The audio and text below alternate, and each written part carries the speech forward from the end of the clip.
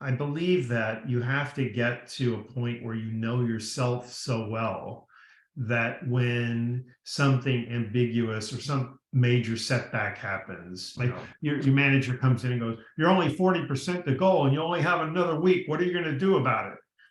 Well, I'm going to go beat the shit out of my employees and get them to hit their goal. That's what I'm going to do. I'm going to pass on the crap that I'm getting. So I'm speaking of the vernacular here. But what I did was and I was managed that way over and over and over, people kind of reacting that way. And without having the meditation practice and being able to drop in that I'm able to do and center myself, and I was nevertheless able to have the presence of mind to say, I'm not passing that on, not giving up for them.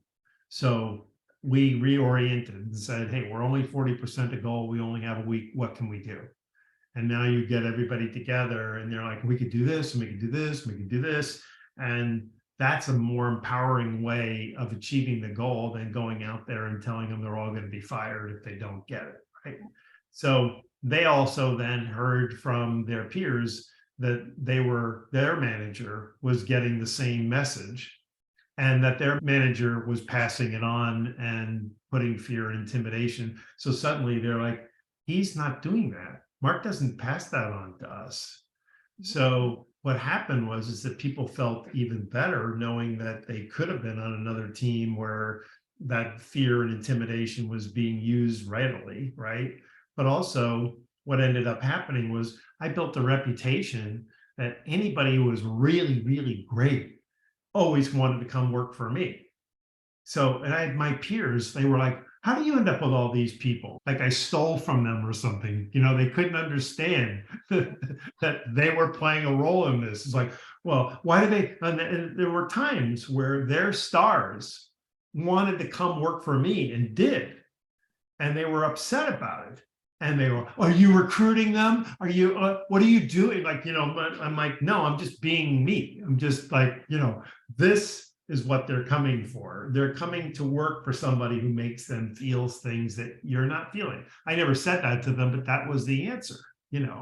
They were coming because I was developing people and promoting people from within and making, teaching them everything that I knew and telling them how much I appreciated them, all the things that these peers thought was not as important. It's like, just let people do they know I'm appreciating it. And I'm going, hey man, I love you. Like, you're great. And managers think, well, if I tell them that, they're immediately going to go, well, then I need a raise. Like, you just told me you love me. You just told me I'm doing great. So that's going to cost you another $20 an hour. And that's like, no one ever did that to me, but this is what we think. So these peers of mine had limitations in the sense that they couldn't master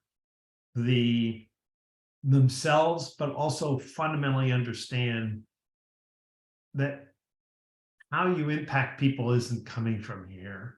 It's how you make people feel. It's how you treat them. And I had no reason not to treat people well because they were always doing great work for me. So it was like this ongoing cycle. People are like, we'd have these incredible successes. And so it was like, why would it made me love people more. It was like, God, you're just doing great. It's like, what else can we do? It was that kind of an attitude. So it just became this incredible energy, and it carried me everywhere I went.